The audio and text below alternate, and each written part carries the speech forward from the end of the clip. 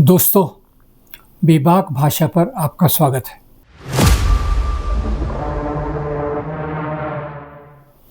Decoding RSS की श्रृंखला में आज हम बात करेंगे आरएसएस से जुड़ी हुई आर्थिक नीतियों के बारे में। अभी 26, 27, 28 अगस्त को सरसंघचालक ने जब 3 बड़े भाषण डिलीवर किए, उसके करीब एक हफ्ता पहले जो आरएसएस से जुड़े हुए संगठन आर्थिक समस्याओं से डील करते हैं, जैसे भारतीय मजदूर संघ, भारतीय किसान संघ, ग्राहक पंचायत और इस प्रकार के संगठन, जैसे स्वदेशी जागरण मंच मुख्य रूप से, और 3-4 और संगठनों के करीब 80 लोगों के सामने भारतीय जनता पार्टी के पूर्व अध्यक्ष और अभी मार्गदर्शक मंडल में आसीन डॉक्टर मुरली मनोहर जोशी ने एक प्रेजेंटेशन दिया।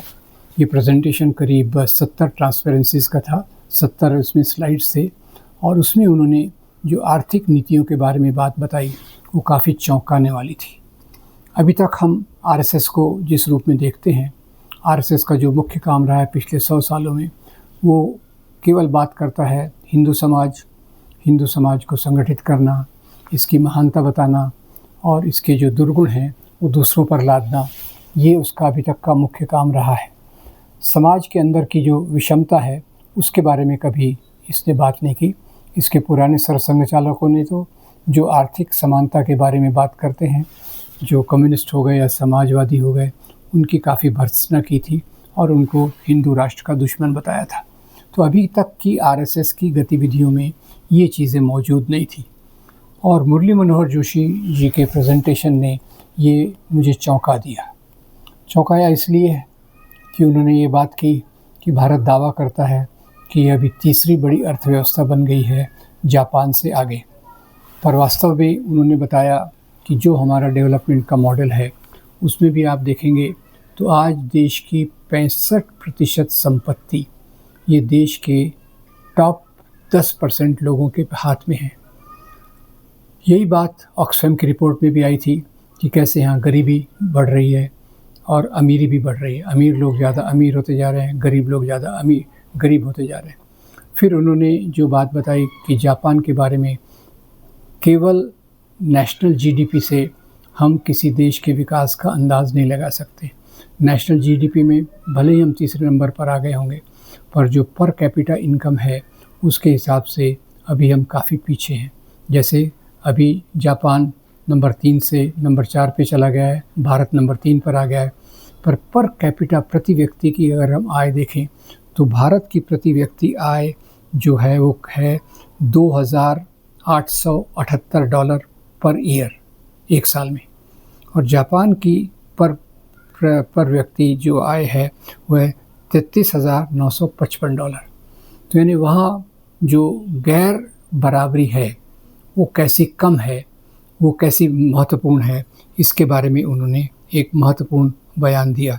और दूसरा उन्होंने ये भी कहा भारत दूसरे देशों पर काफ़ी आधारित है और यहाँ जो समाज में कुरीतियाँ बढ़ती जा रही हैं गैर बराबरी के कारण, उसमें उन्होंने उदाहरण दिया कि झोपड़पट्टी में रहने वाले करीब 1/3 चिल्ड्रन, 1/3 33% चिल्ड्रन जो हैं वो नशे के या शराब की आदतों के शिकार हो गए हैं।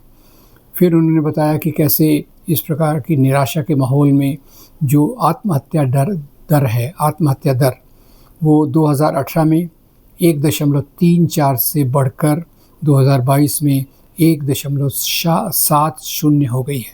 ये काफ़ी एक चौंकाने वाला आंकड़ा उन्होंने दिया। और फिर जो विद्यार्थियों में आत्महत्या,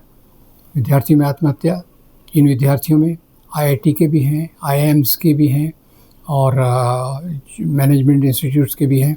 आत्महत्या का जो उन्होंने बताया कि 2019-21 के आंकड़ों के अनुसार 35,950 विद्यार्थियों ने आत्महत्या की।